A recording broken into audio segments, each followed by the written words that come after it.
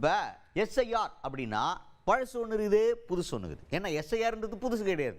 எப்பவுமே வாக்காளர்கள் பட்டியலை நம்ம சரி பார்க்கிறது அப்படிங்கிறது காலகாலமாக நடந்துட்டு இருக்க மாட்டேரு. அதில் பழைய வெர்ஷன் புது வெர்ஷன். இந்த பழைய வெர்ஷன் பிரச்சனை இல்லை அப்படின்னு சொல்கிறாங்க, புது வெர்ஷன் பல பிரச்சனை இருக்குது அப்படின்னு ஒருத்தர் சொல்லியிருக்காரு. யார் அவர்? தமிழ்நாடு காங்கிரஸ் கமிட்டியின் தலைவர் செல்வ பெருந்தகை அவர்கள். அவர் தான் 2003 இருக்க எஸ்ஐஆருக்கும் 2025 இப்போ இருக்கிற எஸ்ஐஆருக்கும் நிறைய டிஃப்ரென்ஸ் இருக்குது. அதில் பேசிக்காக ஒரு வாக்காளர் இருக்காரா இல்லையா, அவர் ஏற்கனவே வாக்களிச்சிருக்காருன்னா அவர் கரெக்டான பட்டியலில் இருக்காரான்ற ஜென்ரலான ஒரு வெரிஃபிகேஷன் தான் போய்ட்டுருக்கோம். ஆனால் இதில் அப்படி கிடையாது. இதில் ஏகப்பட்ட குல்மால்லாம் பண்ணினுங்கிறாங்க. இத்தனை வருஷத்துக்கு அப்புறம் பிறந்திருக்கா டாக்குமெண்ட் எடுத்துனுவான், அப்போ இதுக்கு முன்னாடி அதுக்கு ஒரு டாக்குமெண்ட் எடுத்துட்டு அப்படின்ற மாதிரி ஏகப்பட்ட டாக்குமெண்ட் வெரிஃபிகேஷன் அப்படின்றத காம்ப்ளிகேட் பண்ணியிருக்கிறாங்க.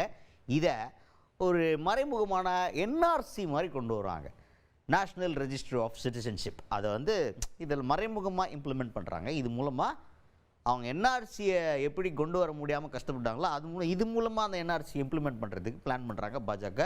அதனால வாட்ச் அவுட்டுனே இருங்க, கேர்ஃபுல்லாக இருங்க அப்படின்னு வார்னிங்காக போட்டிருக்காரு செல்வ பெருந்தகை அவர்கள். மீண்டும் மீண்டும் சொல்லுகிறோம், இந்த எஸ்ஐஆர் என்பது ஏற்றுக்கொள்ள முடியாதது. இதை ஒத்திவைக்க வேண்டும்.